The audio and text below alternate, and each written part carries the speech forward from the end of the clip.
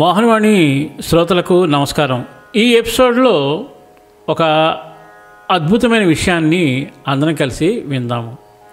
నోటి మీద అదుపు లేకపోవడం వలన చేప, స్పర్శ మీద నిగ్రహం లేక ఏనుగు, వినికిడి మీద నిగ్రహం లేక జింక, కంటి మీద నిగ్రహం లేక మిడత పతనం అయ్యాయి.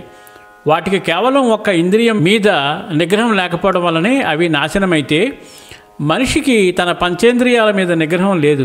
అతడి పతనం ఎలా ఉంటుందో ఆలోచించండి.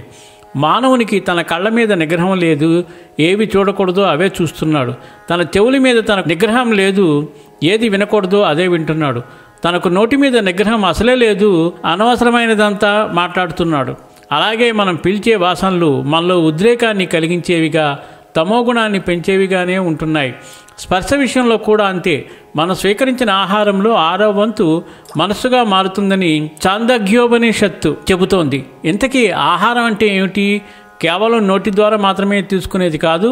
కళ్ళ ద్వారా చూసేది, చెవుల ద్వారా వినేది, ముక్కు ద్వారా వాసన పీల్చేది, స్పృశించేది కూడా మనస్సుగా మారుతుంది. అవన్నీ ఆహారమే.